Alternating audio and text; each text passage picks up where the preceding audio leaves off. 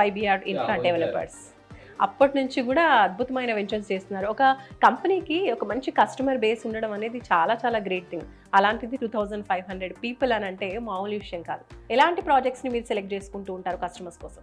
కస్టమర్కి ముఖ్యంగా మా దగ్గర నుంచి మేము ఇవ్వాలనుకున్నది ఒకటి, ఎంటైర్ ల్యాండ్ కంపెనీ పేరుతో ల్యాండ్ రిజిస్ట్రేషన్ అయి ఉండాలి, ఆల్ అప్రూవల్స్ ఉండాలి, కంప్లీట్ డెవలప్మెంట్స్ మేము చేయాలి.